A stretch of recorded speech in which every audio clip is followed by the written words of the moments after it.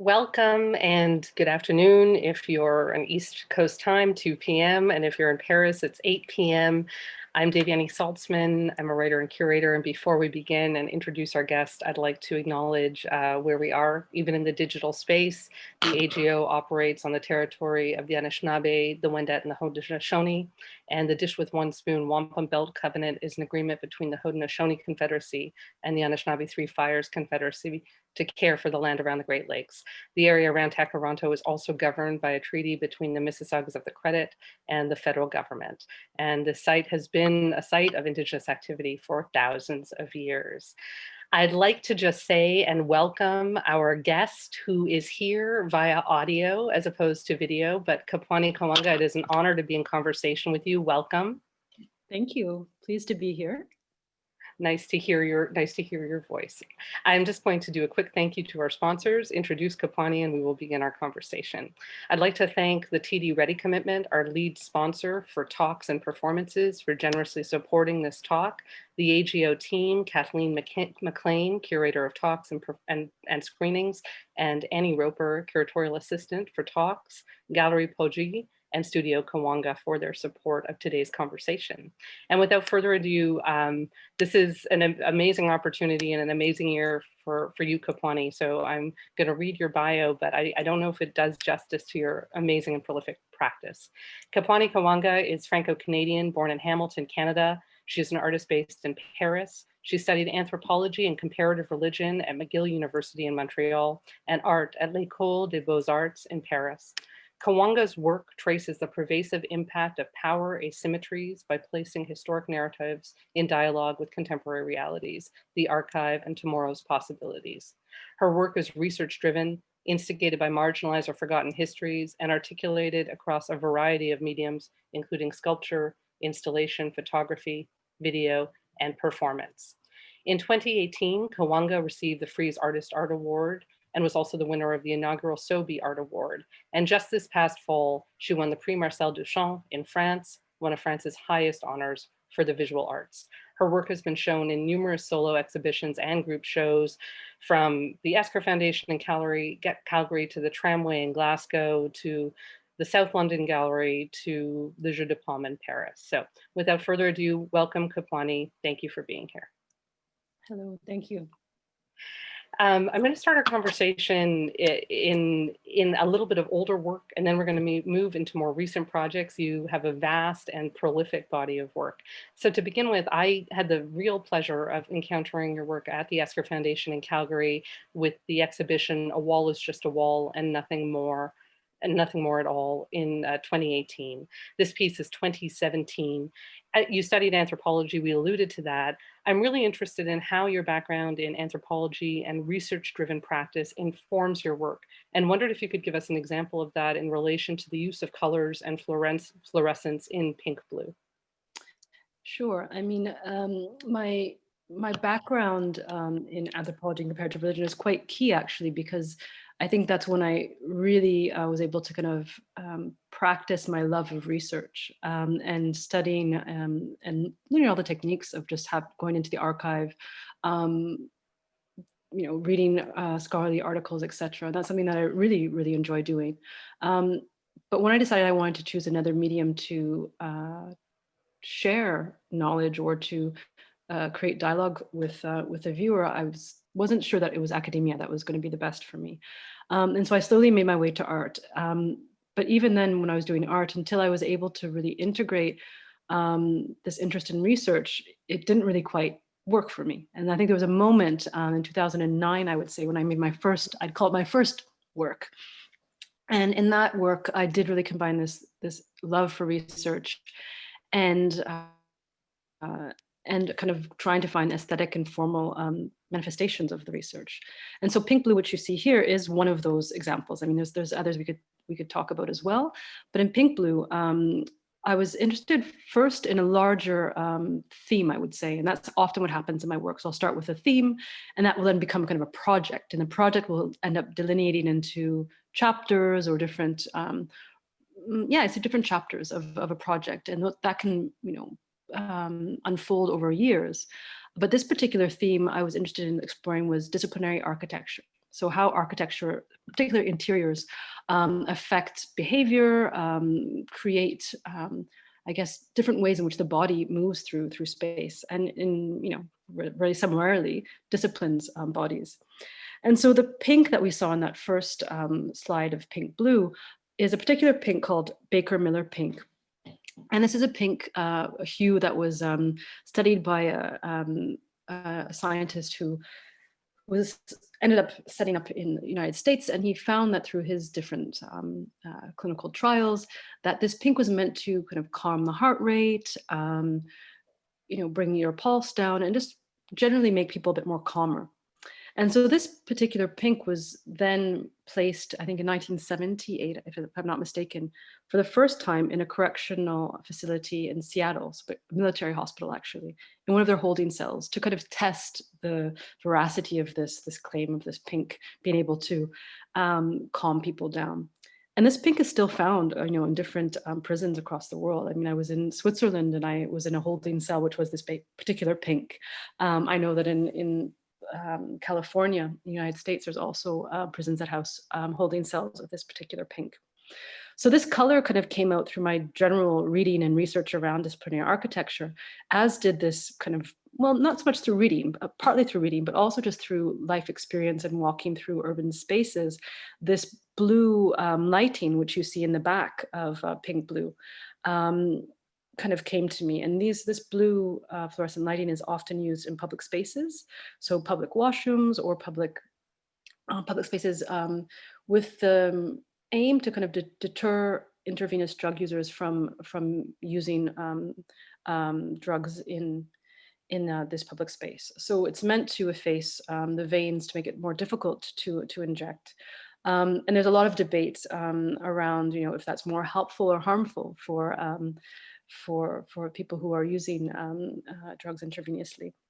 So these very, very simple, I guess, interventions using color, and particular color and a particular light together created this work, Pink Blue, at once an interior setting and then another an exterior. So the outside public and the inside correctional space create this new space in which the body has, I think, a real physiological experience in this space. You feel a bit unnerved. Your senses are a bit, I guess, frazzled if you stay in that space for too long. And that was kind of how that whole work came about.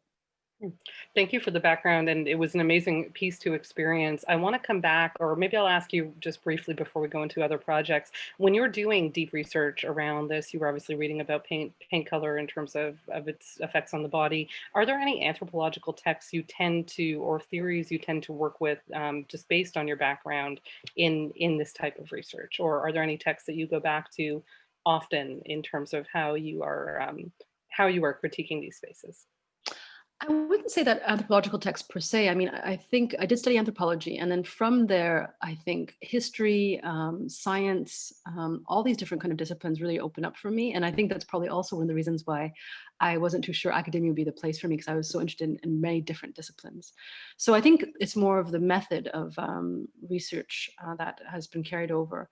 But if there's something that I've taken from the anthropological training, I guess it's this interest which I had in actually how the textual, I guess the analysis of text in anthropology. So critiquing how an anthropological text is written, from whose point of view, the kind of experimental writing that happened in ethnographic research in the 70s and 80s, for example. So I think that's had more of an influence of this. And I often would say that my work, installations particularly, I try to work with different, I call them texts as well. So different ways in which a theme or research can be read with different languages and different texts.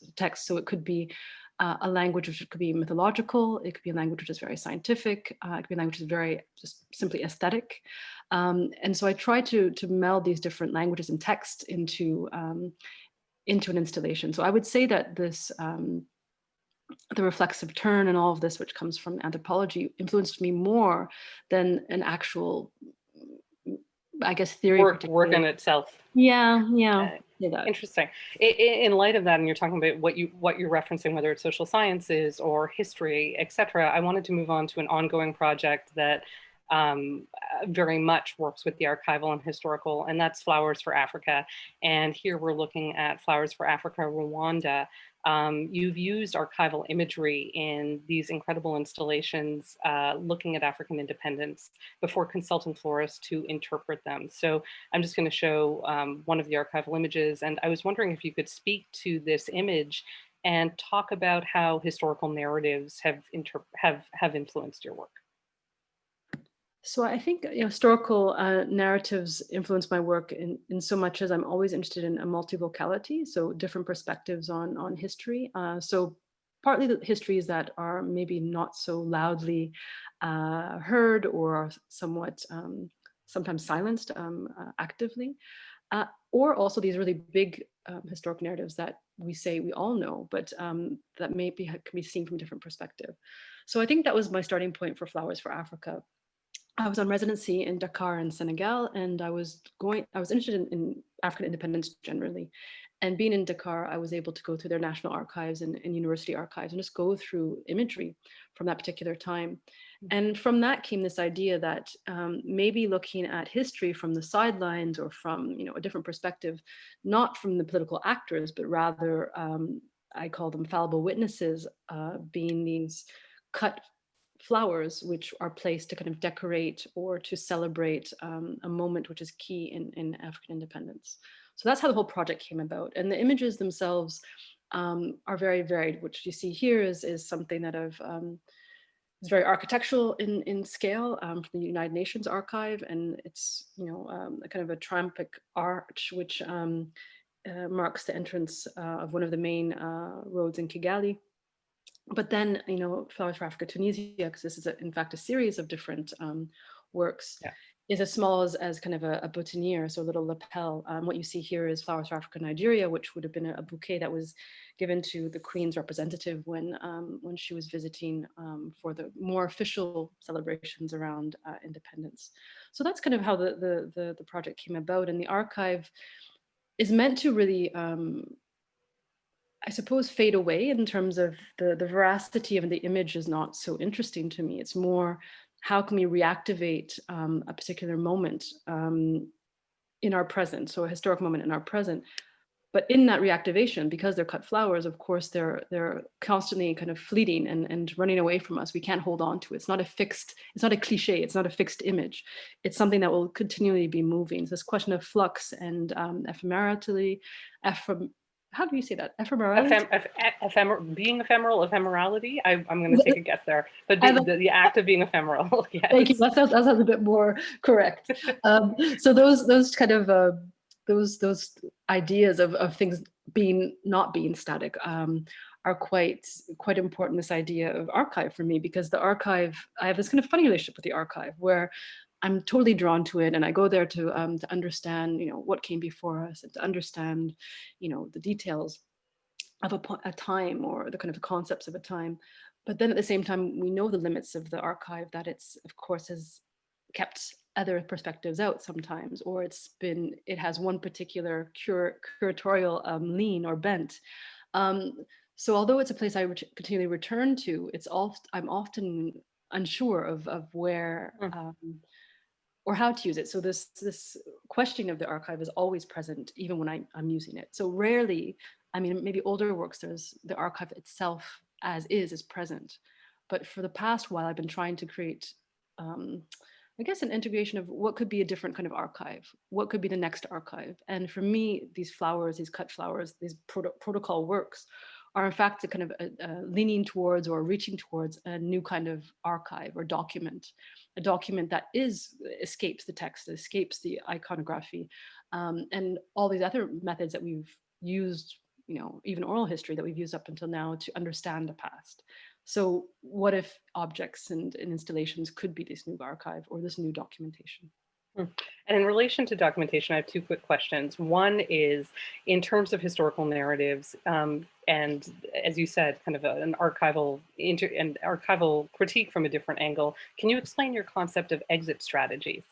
So yeah, exit strategies, it came about over time. I realized that what I'm trying to do, at least at the moment in my work, is to not simply critique a past, or to look at the archive and to say, well, this is what happened before, and to be critical of it. That's something that is present in the way that I think and how I research and I think about works. But in the end, what I'm trying to do in the installations and the works that I propose is to take a slight step outside of our everyday, outside of our normal ways of interacting with one another or with a space, and to propose maybe just a new way of going beyond that and opening things up just slightly, giving an alternative, I guess, yeah, an exit, to exit from our routine of how we see ourselves, how we see one another, how we see power. And not necessarily say this is how it should be, but to give a potential way forward. So one work, I don't think we have an image of this, but I can describe it a little bit, was shown in Musée des Beaux-Arts de Joliette, and also in Lethbridge at the South Alberta Art Gallery. And this work is called Positive Negative Morphology. And it's basically a trench which is cut out of the land just in front of the museum. The land is then brought into the museum or the art center, and a very simple protocol is offered to the visitors to, if they choose, there's no obligation, but if they choose, to fill a bucket with the earth and then return it to the trench out front. It's a very simple gesture. It's nothing, it's in no way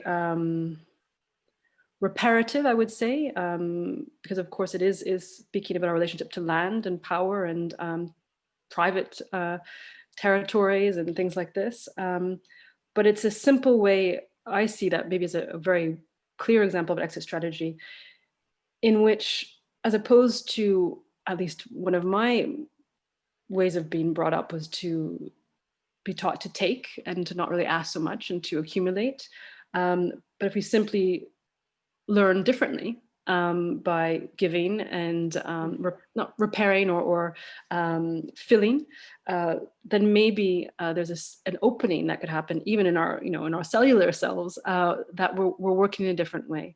So I would hope that in some of the works that I do, it could be, a question of scale. It could be how your body moves through a space. It could be how different, I guess, cultural ideas come together into a space. Those could be moments when just a little fissure, a little crack allows one to see a way out of our general everyday way of relating to maybe relate in another way. So that's kind of how I see exit strategies. Thank you. It's such a beautiful tenet to your practice, and I really appreciated hearing from you directly. And I'm sorry I don't have an example of that image to share, but I wanted to ask you, in terms of the idea of reparations and land, obviously a big part of some of your recent work.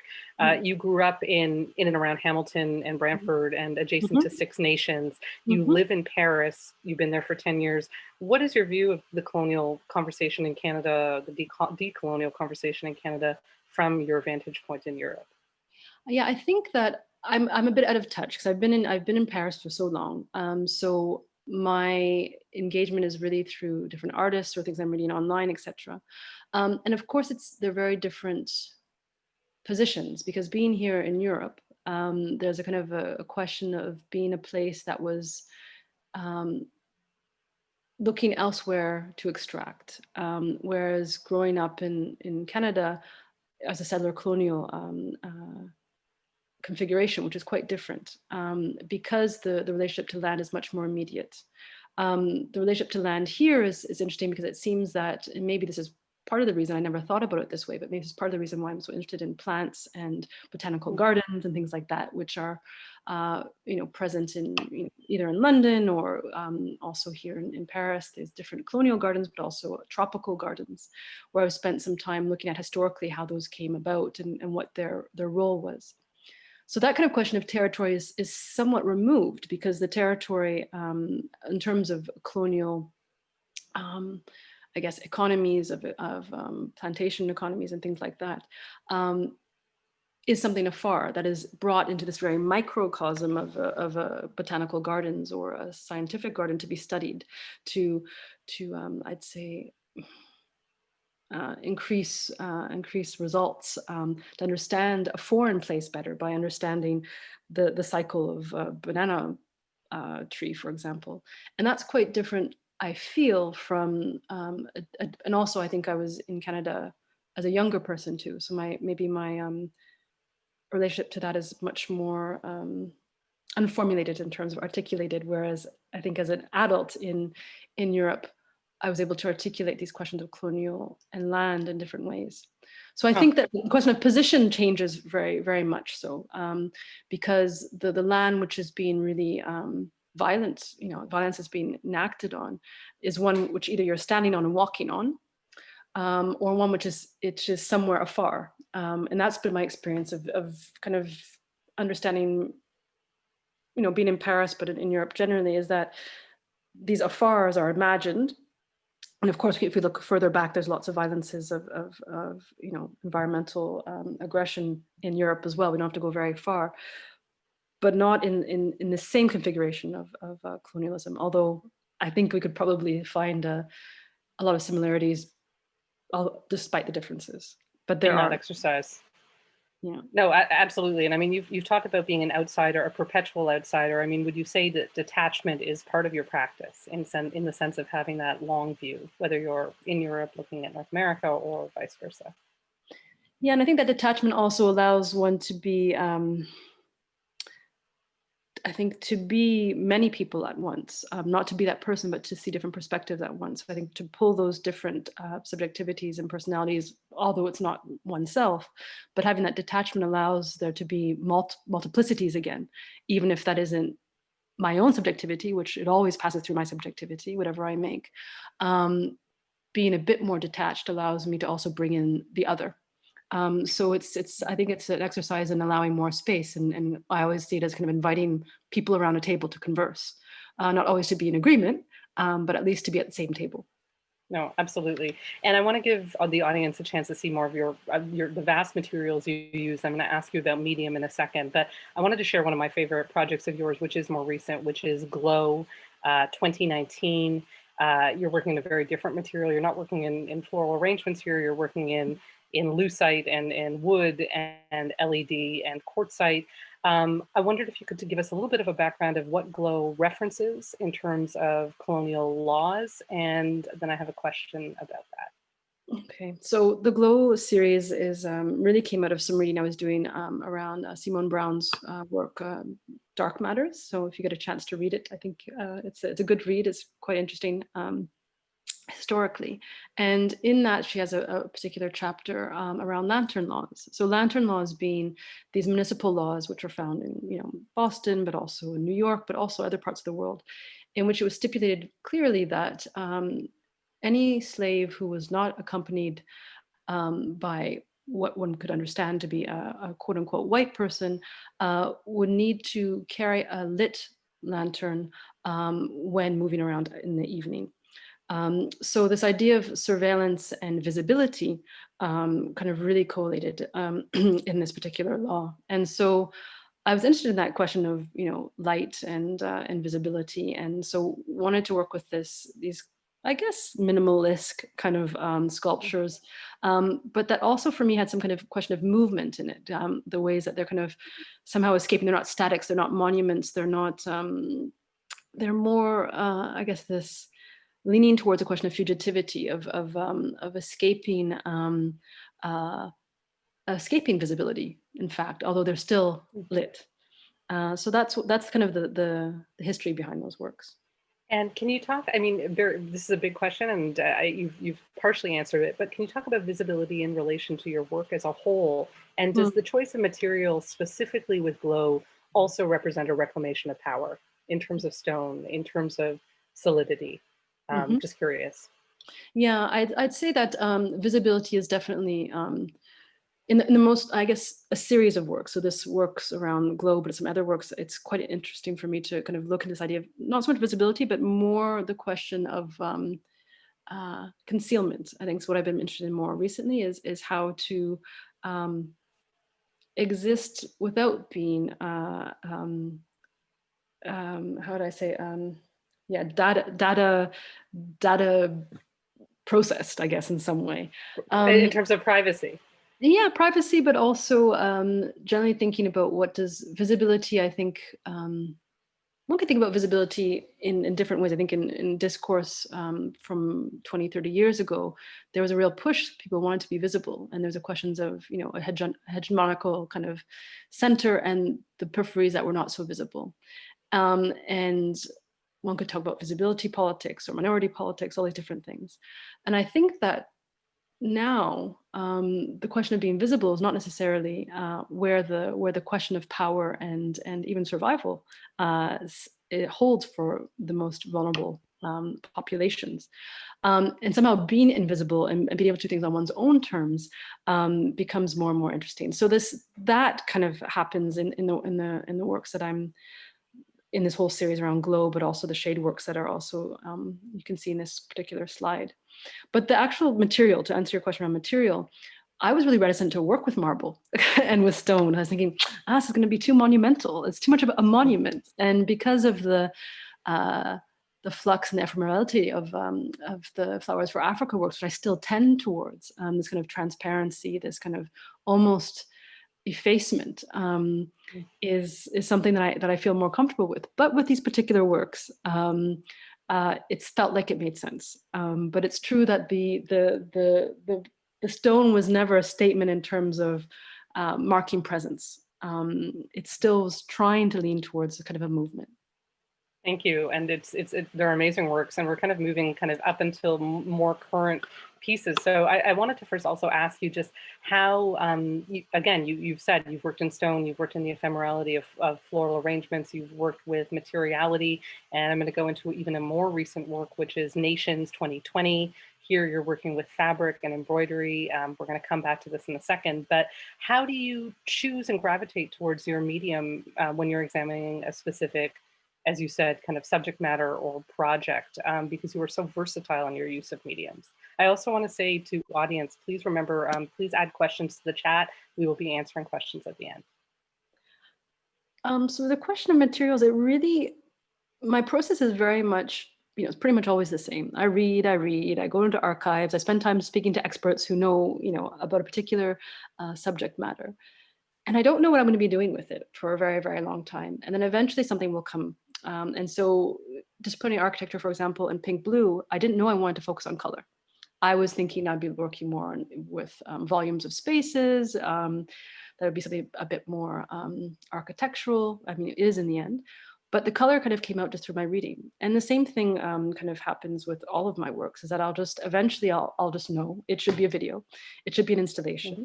And that can be determined by the invitation that I've had. If, for example, I've been invited to a particular institution, and I often think about how a particular work will work in a space. That's not site specific per se, but I do take into account a lot how the body moves in a space and how the body apprehends a work. And for this work, Nations, for example, it really came out of my interest, having visited Haiti a couple of times, of this beadwork that was being done by different workshops, and really coming out of a voodoo cultural and aesthetic lineage. And so I was really taken by the beautiful handicraft, or the artistry, I would say, of that process. And then eventually, so this, I guess, maybe this is an example of the contrary, of not starting with the concept so much, but starting with the material and then finding the reason why it made sense. Because through this beadwork, which is often used in voodoo flags and ceremonies or on altars, this kind of link became very, very evident for me between Haitian voodoo and the Haitian Revolution, being the voodoo having a key role in pushing belief to rise up and to fight for liberation. So becoming the first Black Republic. And how long did you work with the research, Kapwani? I mean, you went for a residency in Haiti, I think it was in 2009. These works are 2020. That's a 10-year span of kind of gestation. Were you creating the flags throughout that time, or really just examining the theme? No, not at all. And I think that sometimes there's a material, just like, some of the works that we showed earlier that were in company with glow. So the shade work. So those are these materials that are kind of a very loose weave, and that are pulled across. So they're with the glow works. So that as well also is actually, like Nations, are two works that started with the material itself. So the kind of the pink and the black kind of mesh that is pulled against these frames came from a visit when I was around Brantford and in the Haldeman Tract, basically, and seeing these vast fields covered with a black kind of cloth. And I said, what's this? And the person I was with said, well, they're growing ginseng. I'm like, what the heck is ginseng doing, being cultivated here? Because I'd always known that area as tobacco and tobacco farming principally. And so I was interested in that kind of visually. It was quite an amazing image of this black kind of swath across this bit of land, but I didn't know what it meant for me yet. I knew it touched me, but I didn't know why. And so eventually that material, I spent some time with it, I looked at it, and the porosity of it was really interesting, but also because it was so linked to agriculture. And agriculture, of course, for me, that link between agricultural and colonial projects really kind of they just kind of clicked together, as did the material with Nations, this kind of this embroidery work and its political and historic kind of, I guess, how it linked to those political and historic moments. So what one sees in the works Nations itself are details of sketches or, etchings or paintings done by Europeans depicting the Haitian Revolution. So I take a detail of that, I do a 2-scale drawing of that, and I send it to a workshop of Jean-Joseph outside of Haiti. And he and his team embroider and send it back to me. And then in my studio, I kind of assemble the rest of the pieces. So the main, I guess, pendant, so the middle pendant is made in Haiti and sent here. So it's this back and forth kind of interpretation and reinterpretation of a historic image. But yeah, the starting point really was this interested in the technique of this embroidery because it also spoke to a syncretism, which is, I think, inherent in Haitian voodoo, but also in Haiti in particular, this mix of Taino and Roman Catholic and African cultural belief, all kind of seems to me to be pulled together into this particular technique of embroidery and flag making. A quick question on that, and then we do have some questions that actually feather in from the audience very nicely. But in terms of that, the kind of the collaboration with the embroidery studio in Haiti, part of your protocol is that you don't give deep directive on the interpretation of these historic events. My question is, what is the role of agency in your work, and who is the artist in that moment? And I just would love your thoughts on the ethics around that kind of collaborative process. I think for me, it's very much it's my work. The Haitian workers, I don't know who everyone is who's working on Onyx. There's more than one person that's working, could be working on one panel, but my contact is kind of an artist himself who makes his own work in embroidery and has been shown all over the world and is an artist really in his own right. But in this moment, it's a kind of a command. How do we say that in English? Yeah, I ask him to do something very specific. How do you say that in English? I've forgotten. It's like a directive. It's an instruction, a command, a command. I'm being rusty in my French. It's really much more of an exchange in which I say, this is what I'd like to make from me, and he makes it, and it comes back. And there is a bit of interpretation in terms of what is available in terms of beads and sequins, in terms of colors, and also the particular touch of that studio, what they will bring out. But together, I will then riff off their interpretation of my pretty detailed drawing, and create this other kind of assemblage. So for me, it is very much a work in which how do I say this? Like the artisanry is acknowledged, but in all of my works, in fact, it's the same thing. I'm not, unfortunately, I wish I was better at this. I'm not that much of a manual person. I start, as you could probably have gathered, from a concept, research, etc., and then I do some drawings, pretty bad drawings, and those are then then interpreted by somebody else into much more technical, and then someone else produces it often for me. And I often do this kind of role of more assembling things together. So it's maybe more evident in this question of nations. And there can be this question of ethics that I could understand that could come up for some people in terms of, economies and things like that. But for me, the process is very much the same as with other producers who I work with. Got that. Thank you. I'm going to ask a question from the chat, which was, sorry, I'm just bringing it up. A question from Ruth Del Fresno Guillaume asks, do you worry about conservation when choosing your materials? I don't. Maybe I should a bit more, but I don't. I also like this idea of things being able to kind of escape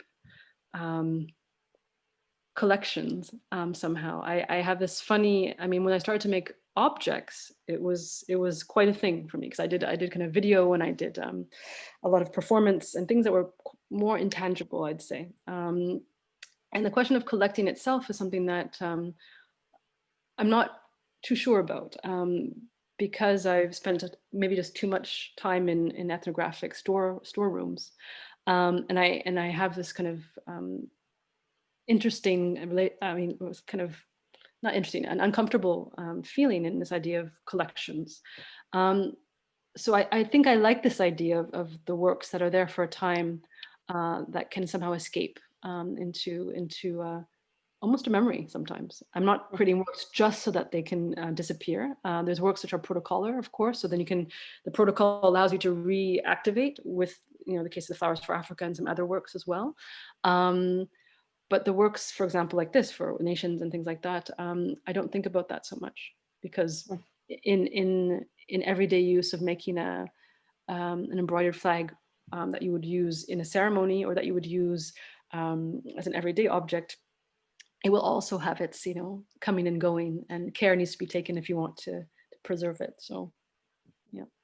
Thank you. I'm going to go back to the chat in a minute, but I wanted to move on to, I think maybe your most recent installation just in and around the pandemic, which is Plot in Munich and am I correct, Kapwani, that this is the last thing you installed as of now at the Haus der Kunst in Munich as part of kind of Canada's cultural? Yeah. I was wondering if you could speak to the themes around this, and also what it was like to install during the pandemic, and how the pandemic has shifted your practice, if at all. Mm-hmm. So I was very lucky that we were kind of installing kind of just before things became just too complicated to travel. Actually, the last stretch of the installation, we weren't sure if I would be able to travel because of the different health measures. But the team and I had worked together, Damien Lentini, who is the curator, but also the team of Haus der Kunst were there helping and ready to do everything remotely if we had to. And so part of that was done without me being present, and part of it when I was present. And the themes actually of this work at once speak to what I was talking about earlier, an interest in gardens, plant life, and I guess the relationship between Europe and its empires, or its empire, in terms of botany. And so these kind of PVC sculptures that you see here, there's 3 that punctuate the whole exhibition, or installation rather, from me are references to the Wardian cases. So these kind of the ancestor of the Terranium, which was a very simple technology, but allowed plants to be moved from one part of the world to another, to be studied, for example, in botanical gardens, or simply to protect them from, nocive air in London, which would have at the turn of the century been quite toxic. So these kind of sculptures are a bit of imagining beyond this history and reaching towards a future. So they're kind of more futuristic ideas of terraniums, where the plants themselves are free and not contained. But the the interest in the plants comes from the fact that the Haus der Kunst, which is a building that was built by Hitler to house his idea of what German art was, stands just behind it stands the one of the biggest public gardens in Europe. The English gardens are called. And it's also one of the first, so it's a public garden. It's a landscape kind of English garden. So it speaks to a lot of things, the idea of a public space, but also this manicuring or this this twisting of nature to create an urban landscape, which is very much tailored. So it's, for me, it pulled together a lot of different interests I had around power, nature, and history. And so these terranium kind of pieces are, I guess, surrounded by 3 different large canvases that are semi-transparent and are painted with a gradient of different colors. And seen together, they create, for me, a landscape where there's a foreground, a middle ground, and a background. But what they also do is they ask the body to move through the space in a very different way. As you can see through the architecture, is quite, it's very mineral, it's marble, it's very rectangular. And what this installation kind of does is it tries to bring a softness and a more of an almost an invisibility, again, this question of visibility and invisibility and materiality. It's almost as though it's disappearing, but at the same time, it holds the space. I think it has a presence in the space, although it's tending towards almost disappearing. And these kind of very, totally transparent pieces of PVC sculptures very much are in that keeping of kind of an airiness, which is in dialogue with this very kind of tough and cold marble space. Just going back to, there's a lot of conversation, there's a lot in the chat, and we don't have so much time. So I just wanted to kind of go back to the idea of your use of botanical examination and historical botanical examination. Tara Hogue asks, she's interested to know the relation between flowers of Africa and your more recent project about seeds. We don't have an image of seeds up, but I'm wondering if you could talk about that project and its relation to flowers to Africa. So there's not, I guess, a direct link. So I'll speak a bit about the work of these seeds for those who aren't aware of what it is. So I've created this kind of ceramic seeds with an artisan based in the Netherlands who created these 2-scale seeds of a particular rice, which is found in Suriname. And this rice in Suriname was through Tinde van Alle, who is a botanist who I've been in conversation with, who's published quite a bit on the subject, has found that there's at least one rice, species of rice, but there's others that she's now studying, have migrated from West Africa to Suriname and have thought through oral history to have been secreted away by slaves who had been brought to Suriname. And then when the slave population, some of the slave population created maroon communities, so escaped slave independent communities, this particular rice was planted and cultivated. So it becomes kind of this, again, this question of visibility and visibility, this kind of obscure sustenance crop that was used by maroon slaves. And so that's the actual rice comes from that. And for me, what was interesting thinking about the history of that rice was, one is that it speaks, of course, about survival and the resistance in very obvious ways. Also, it kind of often takes female's perspective in terms of history, because often these rice is related to historic, real or imagined, some to be determined, historic figures who were women who took the rice from one part of the world to another.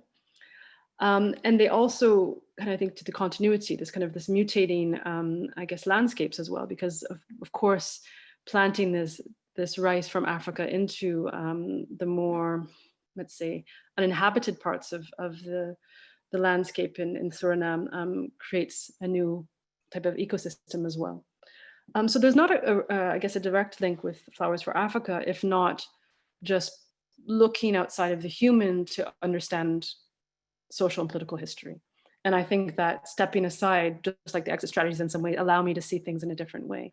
And so looking at plant and vegetal history, I think, are ways for me to understand ourselves better. Thank you so much for that. And kind of building on that, there's a question from Tom Sokolowski in the audience.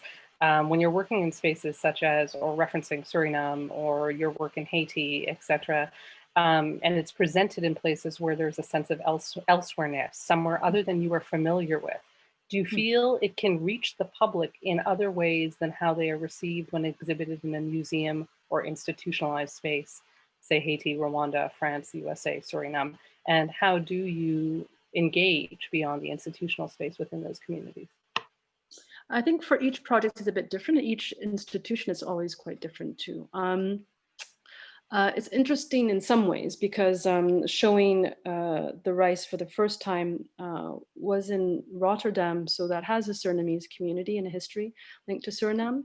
But the interest in the rice came before that because I've been doing other research around other things, and Suriname kept on coming up.